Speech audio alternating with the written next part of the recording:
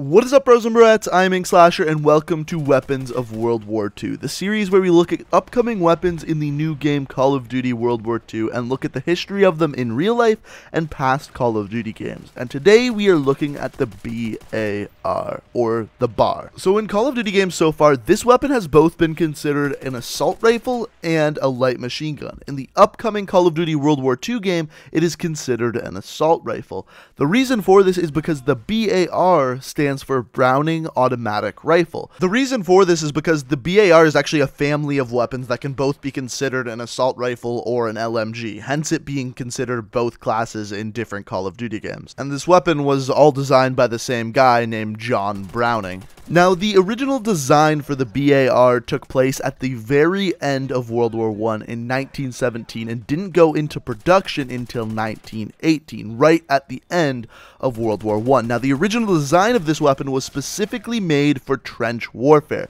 They wanted an automatic rifle or light machine gun that could lay suppressing fire but at the same time be accurate. They did this by making the weapon heavy. In making the weapon heavy, it was easier for it to handle its own recoil and make it easier to aim because of that.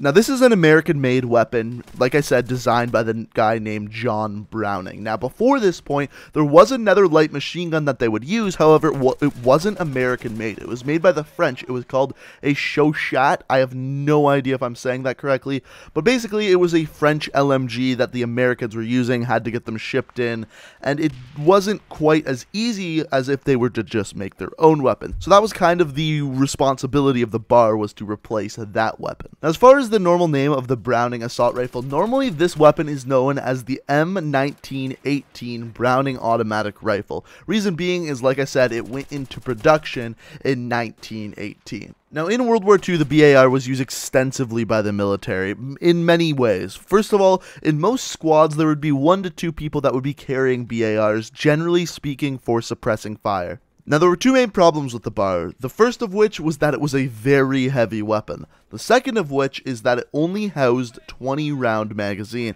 which meant that there was going to be a lot of reloading, and oftentimes 2 people were dedicated to this weapon, one to reload the magazines and one to actually fire the weapon. And even with these problems, the weapon was so reliable that people used it all the way up until the Vietnam War. In the early Vietnam War, people started to stop using this weapon and replaced it with other weapons like the M16 and other assault rifles that could not only house more bullets, but also be lighter and easier to carry. And like I mentioned, this weapon was hugely popular back in World War II, and that is why in every single Call of Duty game revolving around World War II, this weapon has been there. So because of that, the first Call of Duty game for the BAR to actually appear in was Call of Duty 1, of course, because it was based off of World War II.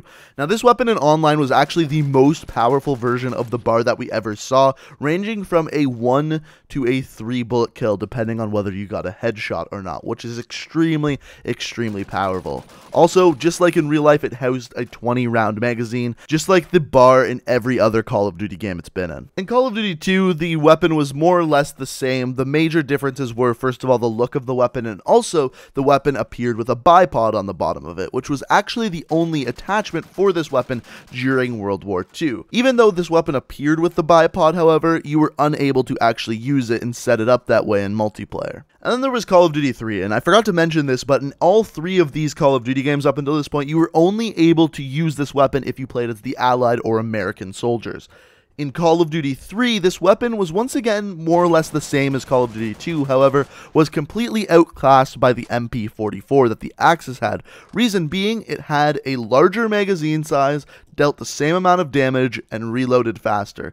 And because of that, it was just simply outclassed. And then there was the game that probably most of you know this weapon from, and that's Call of Duty World at War. Now, this weapon was actually pretty good in that game. It ranged from a 3 to a 3 bullet kill without stopping power, but with stopping power, a 2 to a 3 bullet kill. The only downfall of this weapon was, first of all, a small magazine size at 20, and on top of that, a very slow fire rate at 375, which for an LMG compared to current Call of Duty Duty games is extremely slow. The only attachment that you could actually set up with the bar during Call of Duty World at War was the bipod attachment, similar to actually real World War II. Now, there is a misconception that in World War II, soldiers would put bayonets on their bars, but that's actually not true. There was no way to actually attach them unless they were going to simply do it with tape. Now, the bipod attachment would simply make your weapon stick to one place and make it more accurate. Pretty simple. Then we move forward to Call of Duty World War II, and so far, really all we know about this weapon is it's going to be an assault rifle. Now, based off of gameplay I've seen with this weapon, I will say that I think the fire rate is going to be a little bit faster than it was in Call of Duty World at War. Based off of the images and videos that I've seen, it looks like it's going to be around a 450 to 500 RPM fire rate, but that could still yet to change in the beta or even in the final game. So, as we should expect, with this weapon being in Call of Duty World War II, it's not like they're only going to use a bipod attachment on this weapon, because first of all, that just wouldn't be fair, and people are used to having many attachments available for their weapons. So how can they make this historically accurate, yet at the same time have many attachments and interesting to use? Well, there were attachments made for this weapon, they just weren't used by the military. For example, this picture you're looking at here is a picture of someone from the FBI. Now, the two things that are on this weapon, if you look at the end of the barrel, are one, a recoil compensator, and two, a grip. Now, they call it a pistol grip on the bottom, but it doesn't really look like a pistol grip to me.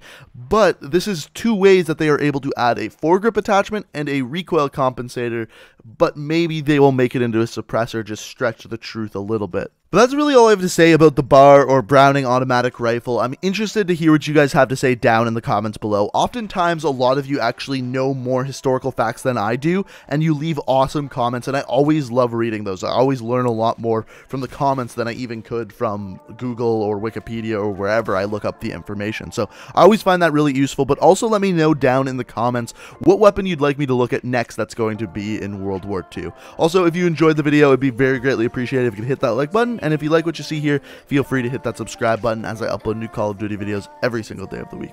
But guys, I hope you enjoyed the video. Thank you so much for watching, and until next time, peace out. We are reaching for the stars, but we're making